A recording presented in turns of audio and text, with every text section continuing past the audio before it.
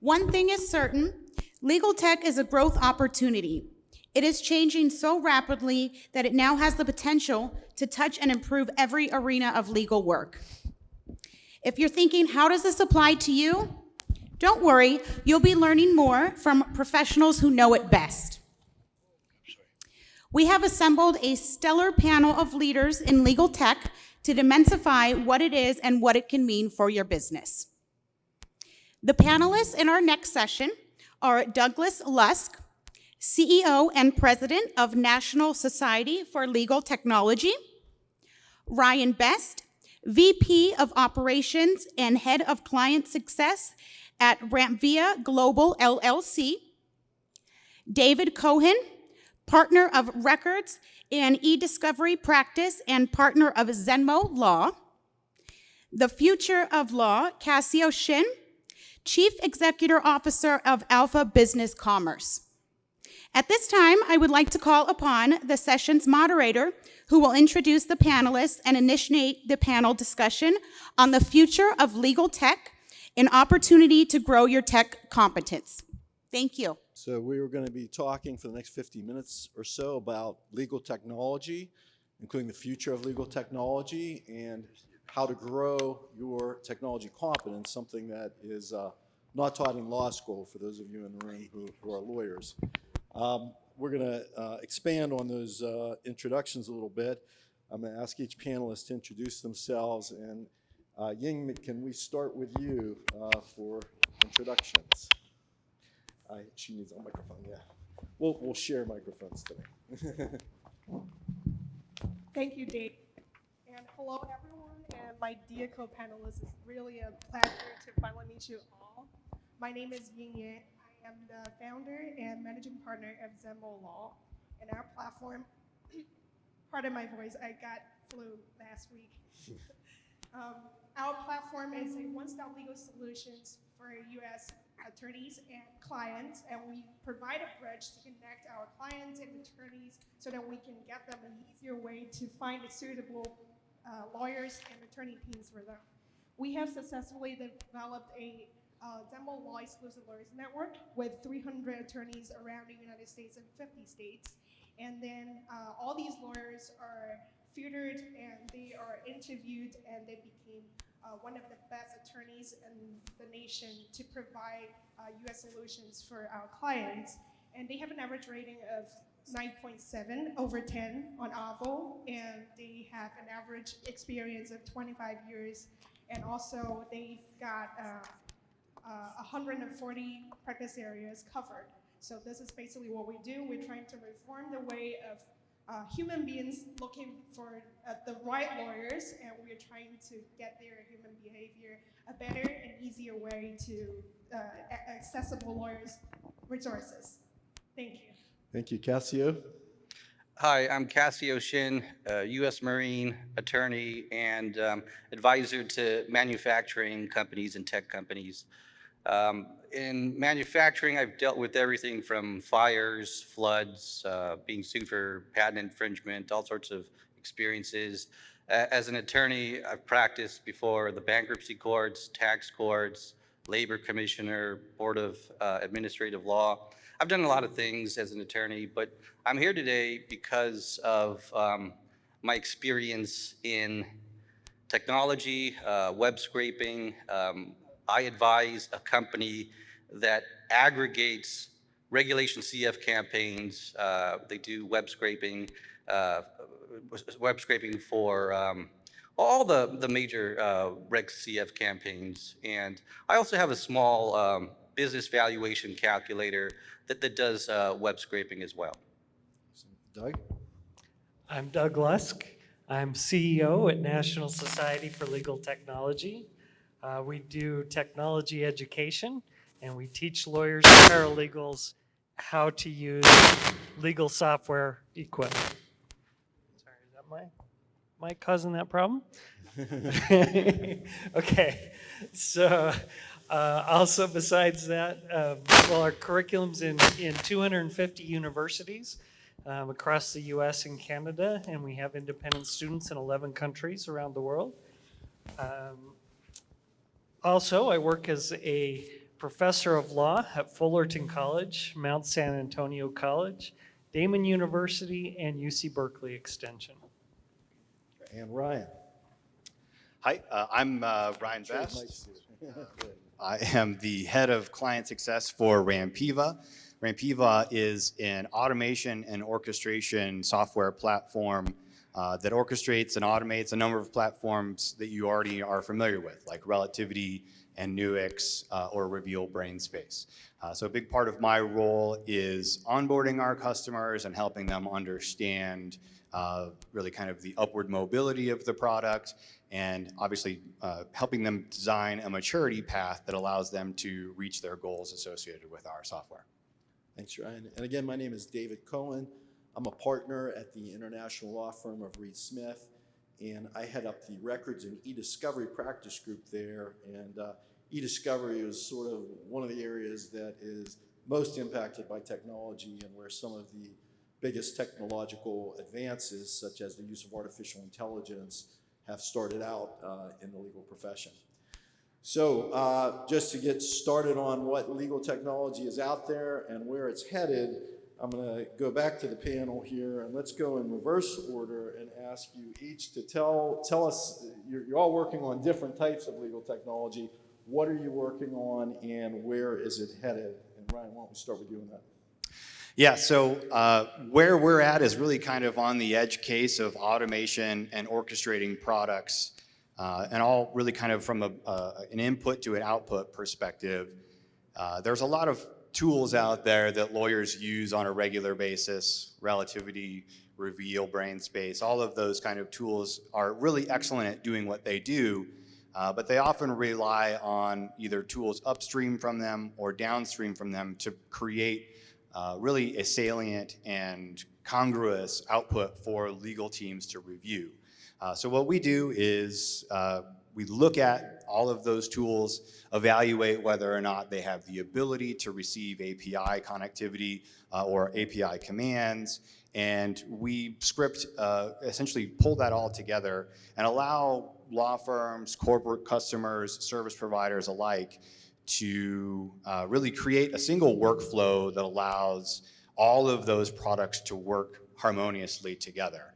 That allows for a tremendous amount of scale and efficiency, and really helps remove that kind of button pushing requirement from the individual human basis, allows those folks to go do more meaningful work, project management work, or work that's really kind of more customer facing. So I think that's what we're seeing, obviously, in the space that we're at. We expect that, and I think Doug will talk about this, there's really kind of been a delta in the amount of skills associated with that particular kind of button pushing of getting that data through the system.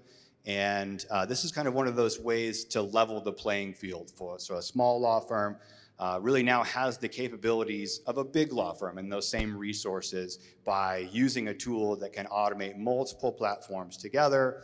And we expect that to continue while we continue to pull in other technologies like web scraping or AI technologies like TAR or computer-aided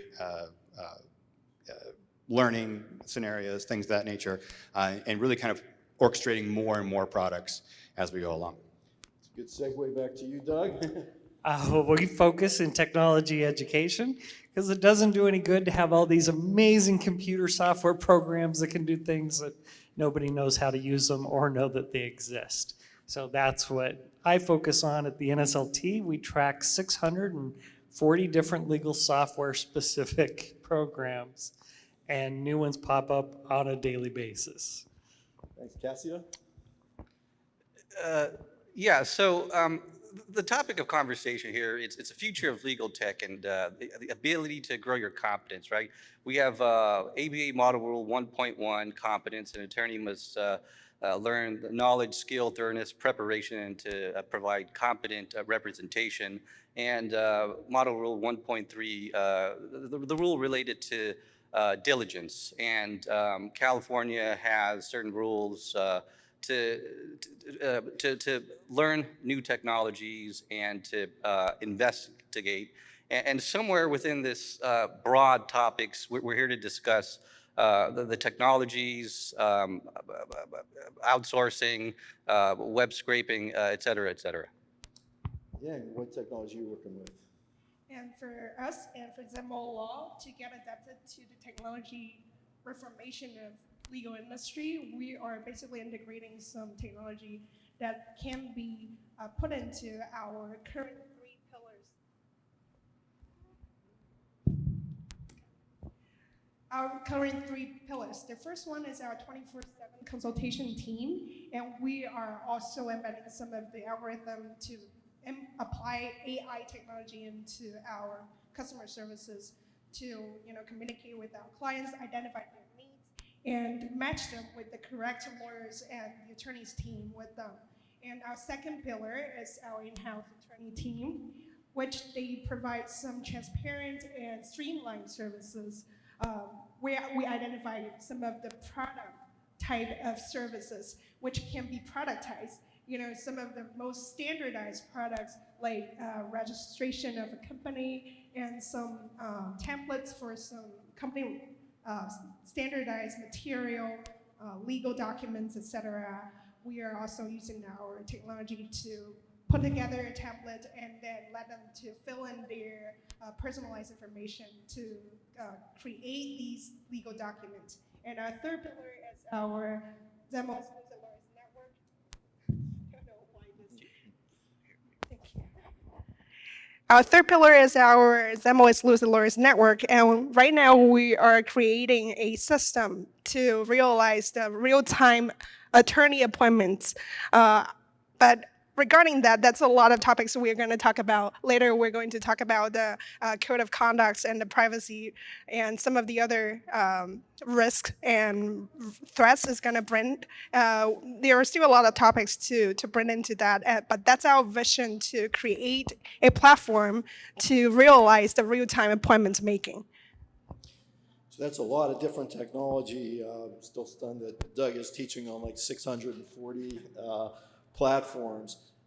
But I know not everybody in the room is lawyers. When you look at the field of law, there's lots of ways to divide it into specialties, but one sort of broad overarching way is litigation, which is dispute resolution, trials, courtrooms, which you're all used to there. And then business law, which is everything from preparing contracts to other documents to a lot of the work.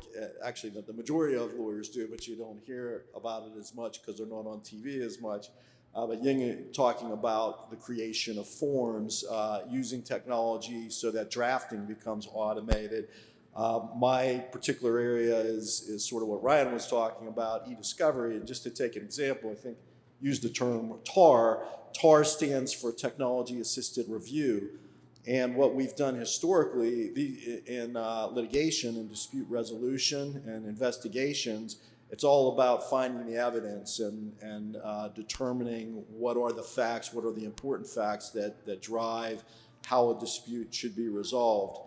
Historically, the volume of information has proliferated. In this electronic age, there's all kinds of things like email didn't exist when I started practicing law. Now there's thousands or tens of thousands of emails. There's text, there's Teams chats, there's Slack.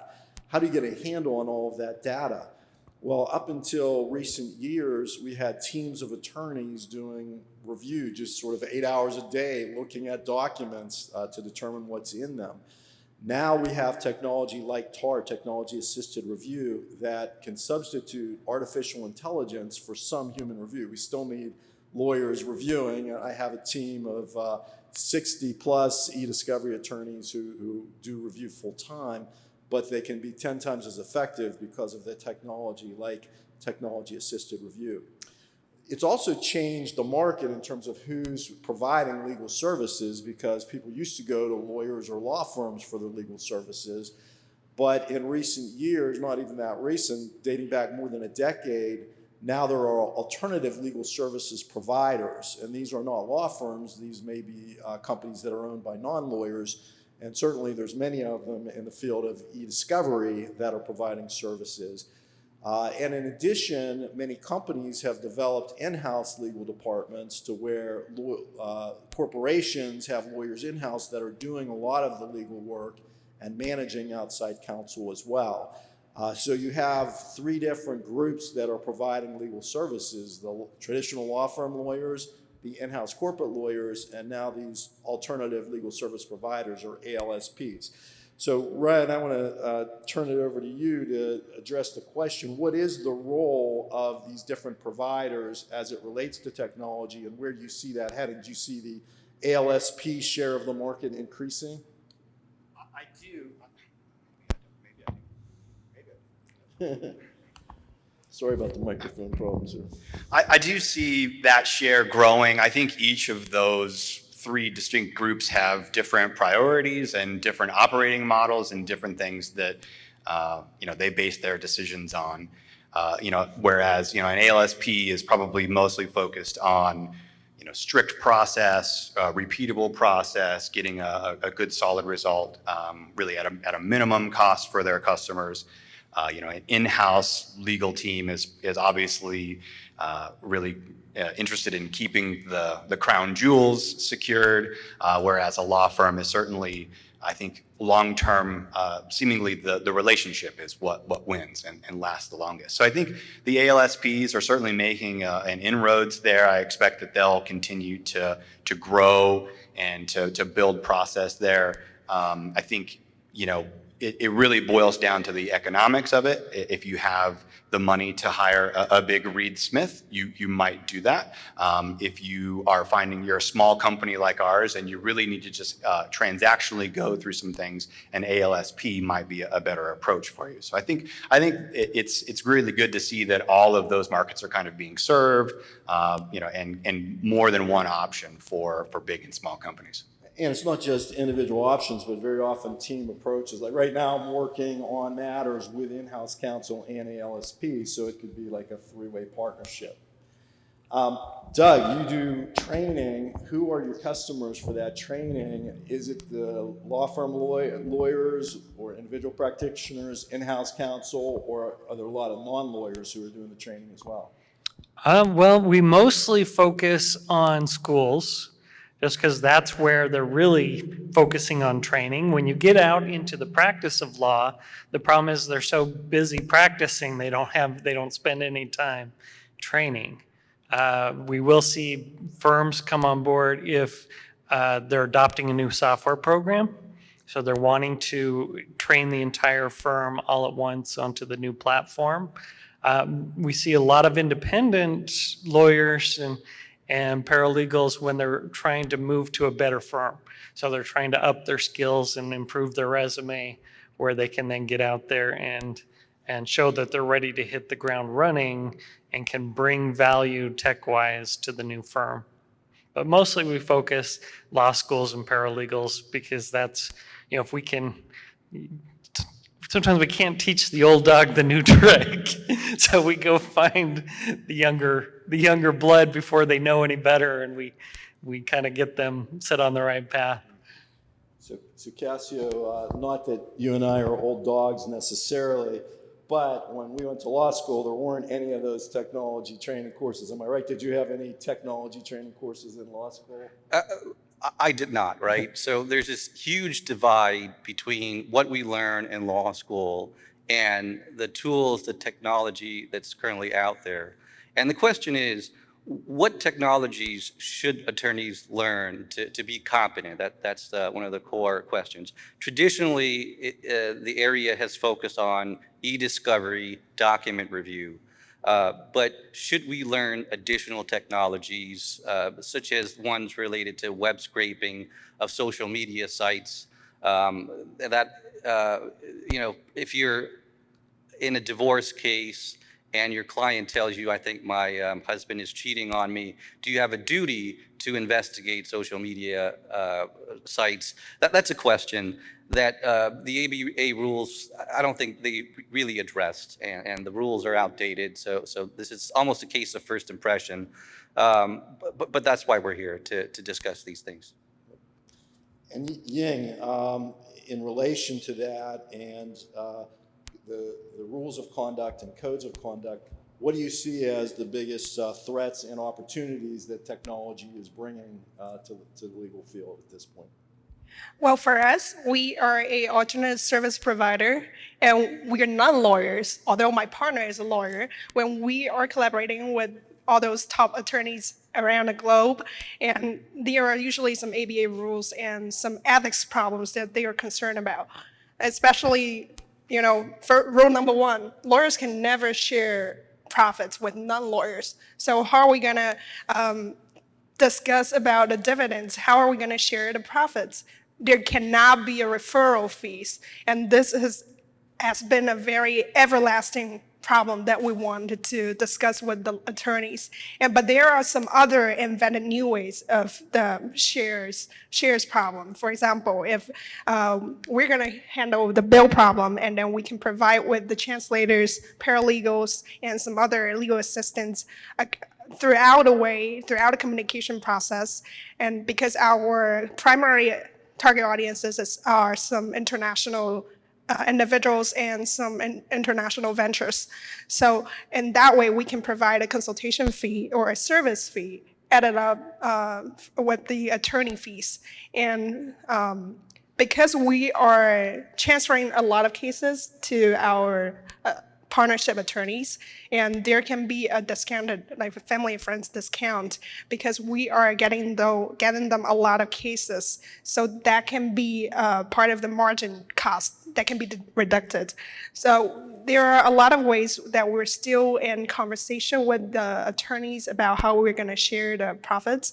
But rule number one, never go into the gray area or black area. Of course, we want to remain our bar and our license plates, right? So the rule is to maintain under the surveillance of ABA, and we can have a win-win situation collaboration. Yeah, the ABA, the American Bar Association, has talked about the beneficial aspects of having alternative legal service providers, but at the same time, there are these rules that restrict what alternative legal service providers can do. And Ying, you just mentioned one of the main areas, which is lawyers are not allowed to share profits or referral fees, anything like that. You can't, even having a marketing company, you can't base what you pay them on a percentage of profits or what they bring in for you. One of the other tricky areas is that non-lawyers are not allowed to quote unquote practice law.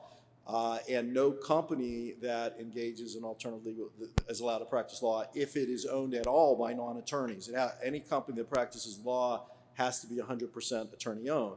Now you contrast that with the fact that most of these e-discovery companies and other alternative legal services providers are not 100% attorney-owned if they're attorney-owned at all.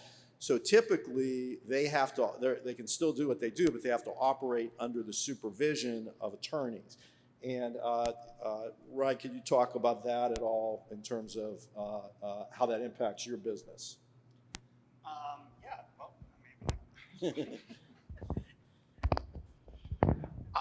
I mean, I think that it allows for competition and regulation at the same time, but I do think that also has the same mechanism of kind of stifling growth. And I think I've seen personally that law firms, because of the rules in that regard, oftentimes don't do things like insourcing.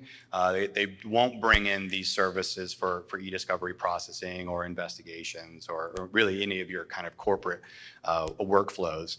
And what I've seen actually is these law firms will essentially spin up secondary or tertiary companies that do that work for them. They're a wholly owned subsidiary underneath that law firm. And operate really kind of as a profit center for the law firm, but they also, take in work kind of from the regular market. So I think, those kinds of things, lawyers are really great at figuring out ways to make money, and I think that's one of them, right? There are a couple of states that on an experimental basis have legislation that allows alternative legal service providers to register to get around some of those requirements. I think Arizona and Utah, both within the last 2 years, have launched that. Sorry about the light issue. I guess we have some microphone and light issues, but we're gonna power on here. Casio mentioned Rule 1.1, the duty of competence, and so on. And Doug, you do training for attorneys. How does that help them comply with the rules of professional conduct that require? And by the way, not only is there that rule of competence, but more than 35 states have now passed state rules that specifically say that applies to technology competence as well in today's age. Correct. So what you'd be speaking about is Model Rule 1.1, Comment 8, which states that the duty of being competent had always been interpreted as being, if you're going to practice bankruptcy cases, you need to understand how bankruptcy law works. And so it kind of meant stay in your realm of practice. And Comment 8 came along and said, well, whoa, this also applies to being competent with any sort of technology, not just the technology we use in the office, Word, Outlook, things like that, but also if we're litigating about a technology or anything that involves a technology. I don't know how many of you watched the Zimmerman case years ago out of Florida, and he put a witness on the stand and they're talking about Twitter and talking about, well, this person follows you, so you must know them. And the witness had to go, no, that's not how Twitter works. So, did that attorney have a duty to be competent in Twitter? Yes. Does every attorney have a duty to be competent in Twitter? No, because it depends on what is relevant. And it's such a hard area to talk about because the rule's 2 sentences. So we have 2 sentences to cover all of technology competence, and it's very vague sentences. It's like if we took the entire rules of ethics and we just roll it into 1 sentence that says, an attorney must be ethical. That covers everything, right? So what do we need all of the other laws for? Let's just change it to an attorney must be ethical and be done. And now everything can be governed by that 1 sentence rule. But the problem is if you don't know what constitutes competency, how do you know what constitutes not being competent? And competence is not an all or nothing thing. I mean, you mentioned you train on 640 platforms. The person who's trained on 630 of them still may not be competent on the other 10, right? Exactly, and that's the difficulty. Is it's a dangerous pit that constantly moves, and the only thing you can do is be aware of being able to. Well, it's like the Supreme Court says, what is indecency? It's like, well, I'll know it when I see it. It's kind of, well, what is incompetence? Well, I know it when I see it, but it's pretty hard to describe how to be competent. But there's a million ways to be not incompetent. Yeah, and that's what most of the court decisions where attorneys have been sanctioned or reprimanded for lack of competence, they've sort of been one-off situations. Let's drill down on that a little bit more. Casio, you made reference to does a lawyer have a duty to investigate in certain kinds of cases? And let me ask you to drill down on that, but also, is there a duty to use technology in today's legal world? What are your thoughts about that, Casio?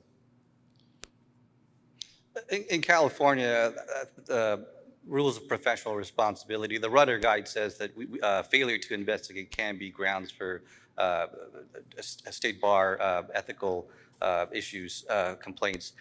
So we have to investigate, right? So it's natural. If it is a personal injury case, the expectation is the attorney is going to investigate the injuries, get medical bills. But it does get tricky. You might have a situation where you're an IP attorney, you're paid to defend a patent, and then your client tells you that they suspect that another company that's infringing stole the idea, economic espionage. Do you have a duty to basically investigate, and just to what extent? That's the hard part. The duty to investigate, it's so troubling for me that I put in my legal services agreement what I won't investigate. That's what I do personally, because it's so vague and ambiguous. We just don't know. So I tell my clients I will not investigate it, just as a safety measure.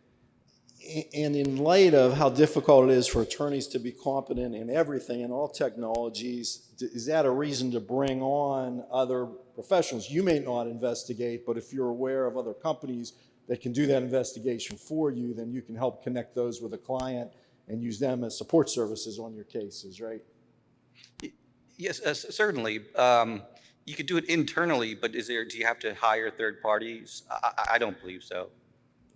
So at least you're going to advise your client on the limits of your representation.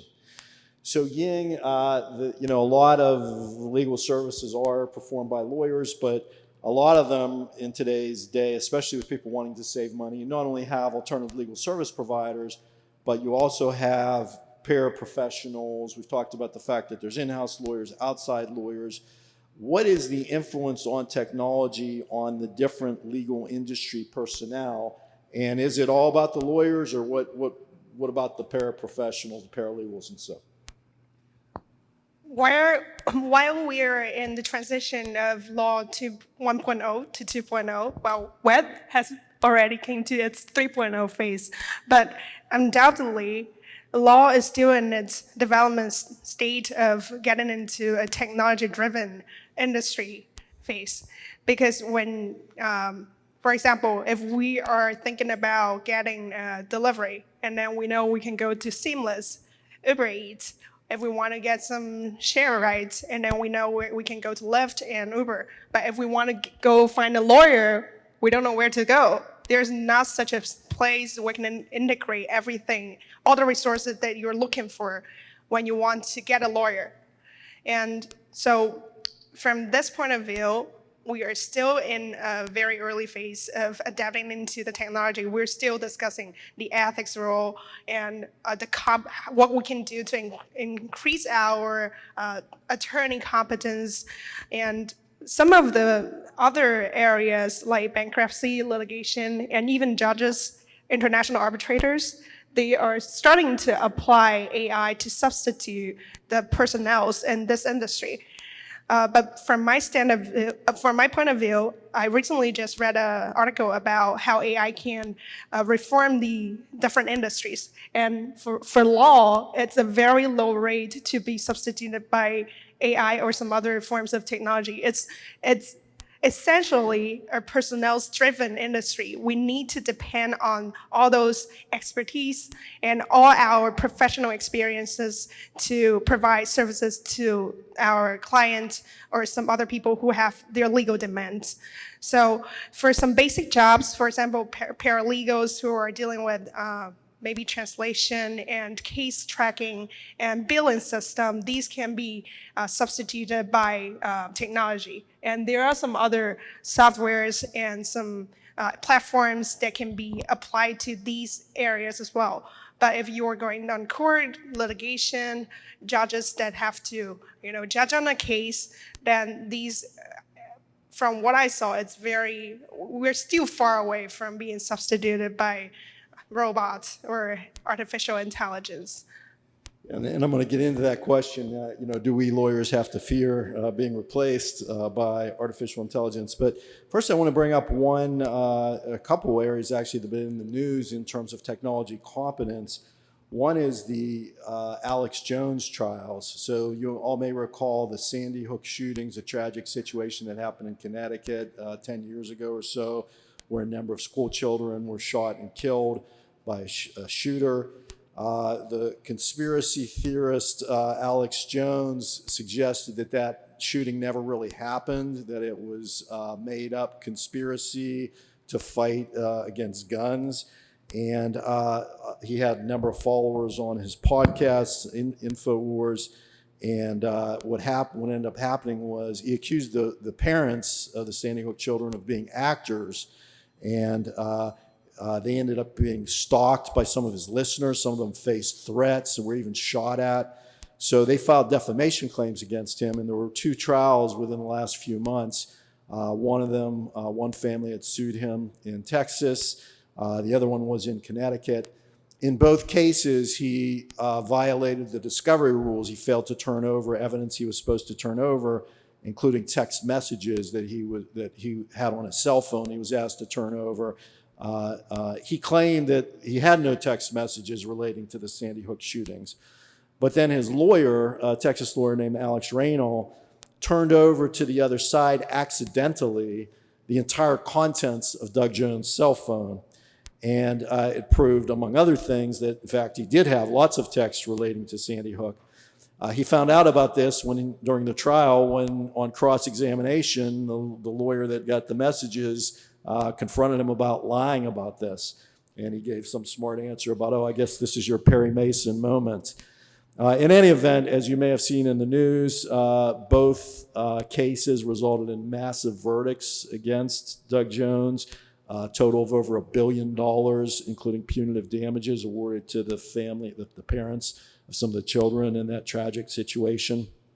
And obviously, no one feels bad for Doug Jones that his lawyer turned over these documents. But the bigger question it raised for the legal profession is, this turning over the documents occurred because the lawyer did not have enough competence in technology. And he tried, his name was Alex Raynal, and he blamed his paralegal. He said, oh, I told the paralegal to turn over this thing, and she turned over the wrong stuff. But the fact is that in this day and age, it's very easy to accidentally turn over documents that you're not required to turn over, because you could send somebody an email with a file. When I started practicing, it was all hard copy documents. You couldn't turn over 1,000 boxes of documents without knowing that you're doing that. In today's age, you could email somebody a file, and that file could have thousands or millions of documents attached, or a link to documents. And it's not just Alex Jones' lawyers, but about a month after that, which was about a month ago, the January 6th Committee Council for the House of Representatives sent a link that had documents that then were sent to news publications, and confidential documents that he did not intend to disclose that were turned over by Donald Trump's lawyers ended up being made available to the press. And he admitted that that was his mistake. So this really does raise the question, and I want to go back to Doug here, because you do a lot of this training. You mentioned that you do this a lot in law schools because it's easier to get the young dogs than the old dogs. But what about us old dogs that are still out there practicing law? What is available to us to get up to speed enough so that we don't make these technology mistakes? Okay, well, that's a question I get a lot, because the old dogs are always going, okay, there's too much. I'm too far behind. There's too much that has changed. I'm used to doing it the way I'm doing. I only got 10 years left before retirement. Why redo the entire thing? So I tell them, just focus on one thing. Just pick one thing in your daily operations and improve on how you do that technology. It's a long road, so just take one step at a time. Don't try and sprint the entire road. There's a lot of great resources out there. A lot of them are free. YouTube, there's amazing things on YouTube out there on, how to use technology. Some of it's good, some of it's just sales pitchy. So you kind of have to just sort through. CLE events, state bar events, conferences. There's so many great resources out there. The important thing is that you stop and take a moment and open your eyes to knowing you need to improve your tech skills. And to use the example you just talked about with Alex Jones, do we need to understand technology to where we stop asking for all your text messages related to this and realize that we need to be collecting the data? So do we stop asking for specific text messages and start asking for entire databases and going, okay, I want all the data from your phone? Because our technology communicates back and forth across multiple lines. And we need to understand that and to where a other sources of information may be besides just being able to go, well, give me your file on X. But the problem is, the broader the request, the more it implicates privacy concerns and volume concerns. Let me mention one thing, though. You mentioned free resources. I totally agree with that. They are available. In my area, eDiscovery, there's a free eDiscovery app. Anybody, if you have a smartphone, you can go to the App Store or Google Play, just type in eDiscovery app. It's a free download, takes about 30 seconds, and you'll have 20 different training programs in there on different aspects of eDiscovery, all available. That's just one resource. There's other free resources available by organizations like EDRM and others. So download the eDiscovery app if that's an area where you practice, and look for some of those other free resources. But I want to get to that point that you just raised, Doug, because balancing privacy against discovery is a critical issue. And I know there's a panel tomorrow on privacy interests and the fact that in Europe they pay a lot more attention to privacy, and here it's like discovery about everything. But if I might, Ryan, I wanted to ask you about your thoughts about that balance of, should everything be discoverable or should it be limited to what's relevant to the claims and defenses of parties in litigation? Both. I mean, I think to Doug's point, you have to know how to phrase the question of give me all of your text messages, and you may need to qualify that as being, iMessage, WhatsApp, or, line messages, whatever they happen to be. So you have to be at least aware of the technology and that it can be collected, to Doug's point. And it's really mostly a CYA effort, right? You want to try to over collect, but you want to get it inside of the purview so you avoid the response that it's overly burdensome to collect all those. Like you're not going to get tapes to be restored oftentimes in cases, despite old rulings in HP that relied on those tapes. But yeah, I mean, I think you certainly have to be willing to stay up to date with that those technologies exist and how to make your request fit and align with those technologies. Casio, I think Ying raised the issue of artificial intelligence, and are we lawyers all going to be out of jobs in a few years because AI is going to take over? To what extent is that for real, or to what extent are human lawyers still going to be needed in the future? Yeah, so the question is, will AI replace attorneys? And I really don't know how to answer this question, but the implications are very scary. Whether you use technology or other people to do your legal work, part of your legal work, it is scary because there could be benefits to you personally, but there could be a detriment to society, just this reliance on technology. And can AI take over? I don't know. I can't really answer that question. I'm probably not the person to ask. Would anyone else like to take a shot? Sorry, so it's a realm I deal with a lot. And I get the question a lot is, are we going to be replaced? And the answer is no. But what our daily tasks are will be replaced. We will not be replaced as attorneys, but the way that we practice and what we do from moment to moment, that will be completely changed by technology. I mean, I've seen artificial intelligence legal assistants, AI judges, which is the next place that I think we're going to see a huge shift and change in the industry is when judges start using AI to decide cases. It's already, I got to meet with a judge in now I can't remember where he was, Connecticut. Sorry, he was in Connecticut. Nope, Rhode Island. Sorry. And anyway, he's using AI in Rhode Island. He feeds it, the computer, all the information, and it decides based on historical outcomes, the way other cases have been decided. And the good thing is it removes bias from the situation. But what we're learning is you can teach a computer bias. So if it's been trained wrong, all we're doing is passing the bad habits along. So the judge's role now is to make sure the AI's outcome is without bias to any of the cases. So did his job change? Yes. Has he been replaced? No.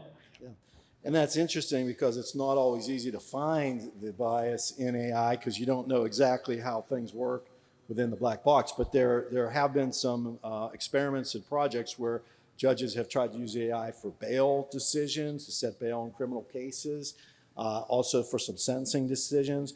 And there have been some documented cases where, not necessarily through attempts to teach AI, but just through things that nobody intended, bias was introduced into AI. One example of that is in identifying potential suspects of crimes, and it turned out that African Americans had been misidentified from video way more often than Caucasian accused defendants. And one reason for that is that the AI was mostly trained on Caucasian faces as opposed to African American faces. And so bias has crept into the legal industry, not because somebody was trying to do it, but because of the nature of it. So something we definitely have to be careful. You have to remember AI learns from history, and history is very biased. Yeah. So that's why, now the important steps we're at now is the judge's job now is to make sure we're removing the bias from the AI to correct history, in essence, the training. Ying, I wanted to ask you, you mentioned there's no Uber for lawyers right now, but you're sort of building a legal network. To what extent is that computer-based? To what extent is that going to be a sort of Uber for legal services, leveraging technology to get legal services? Yes, from our current circumstances, the legal industry for the alternate service providers is very limited. But there are some other great examples has already been there in the market, going public. For example, LegalZoom. You might have heard of it. It's a very good platform that provides alternate and standardized products. Basically some legal documents templates, and they streamline the process and simplify the process and substitute some of the attorneys for the very basic work. In that case, there are opportunities and threats because some work are being replaced by all these technology. But at the meanwhile, the lawyers can focus on what their real expertise really are. They can focus on the more complicated and cannot be substitute work. And although simplified work, they can be more efficient and they can be more streamlined to provide some easier and more accessible way for the clients who are in need. So what I'm hearing is really a big part of that technology is to be leveraged by the attorneys so that the work they do is higher value, so that the AI can replace the lower value work, and that's beneficial to everybody. So I wanted to ask quickly if there's any questions from the audience. If not, I'm going to ask our panelists to each give us a takeaway from today's presentation. We have about 1 minute each for takeaways. Ryan, can I start with you? Sure. I think as being a part of this process, I'm certainly on the edge case of the technology, and so it's interesting to get different feedback from folks that are still talking about, the old dogs, trying to figure out how to manage that technology. So I think my takeaway is that, we're going to continue to see technology be a massive part of our lives day in and day out. And so I don't know that there has to be a technical competence in every piece of technology that you interface with, but I think what I would encourage folks to do is get people on your team that know those things. Surround yourself with people that know how to navigate these pieces of technology and how to drive for a specific outcome. And I would also say, selfishly, talk to your vendors. Your vendors know what they're doing, and they're there really to help you do those kinds of things. Yes, they make money to do those kinds of things, but it's the same as asking a lawyer for his advice on the law. Except less expensive. Yeah. Well, hopefully, right. So talk to your vendors, use those relationships, because someone else earlier today said really everything kind of starts with a shared relationship. I would absolutely second that. And as you go through this kind of technology evolution, you understand that people are really struggling with some of the same problems that you've already solved. You might be a little ahead of them on the technology curve of things, but you are an ambassador of technology, and you need to kind of bring them into the fold and help them make that a success. Thank you. Doug, 1 minute or less. What's the take? Okay. Important thing to learn is that, a duty can't be ignored. You don't have that luxury. So when it comes to technology competence and Model Rule 1.1 Comment 8, you've got that duty exists. So that means learn it, hire it, or contract it out. You don't have any other options besides those three. You can't ignore it. You can't put in your contracts, well, I just don't do this part, because if your case involves that part, you got the duty. Learn it, hire it, or contract it out. Casio. Yeah, the takeaway is that there's a mismatch between the ABA rules and the way that the law is currently practiced. Huge divide. And one of the subsets of ABA Rule 1.1 competence is supervision, right? Supervision of legal services of your employees or someone that you hire, paralegal, legal assistants overseas. And outsourcing reliance, this is how this fits in. The reliance on tech or other people, you have a duty to supervise, to be competent, and there are implications that we just have to. Part of the reason why this discussion is so jumbled is because the ABA rules are so broad. But the takeaway is that we need new rules. We need to figure this out. Ying. Well, key takeaway, embrace the change and get on and hop on the car to the reformation of Legal 2.0. Be the first resident of the Law 2.0 era. And there are a lot of ways where we can input these changes. Usually the 4P model, no exception for law. For products, we can usually standardize everything. And for promotion, we can rely on technology to make marketing analytics and to predict the future trends where we can put some more promotion and more efforts on. And then pricing strategy, we can look for the researchers to decide on what pricing is the best to fit in the market model. And also the billing whole procedure can be, integrated with some very efficient softwares and platforms, and also customer services. AI input all those stuff, technology into the whole procedure to make it more efficient. Use technology and apply technology to help you to gain better results and better efficiency. Thank you, Ying. And for my takeaway, I'm going to agree with all of the above and just add that I think the key with new technology is to leverage it. So that's not necessarily replacing lawyers. I think you can get into trouble if you rely on only technology, if you do your will just with the online software and don't have a lawyer look at it. But what you can do is you can make legal services more effective, more efficient, less costly by that combination of legal service providers, software, and traditional lawyers. So with that, will you please join me in thanking my panel for this presentation? Thank you, Dave.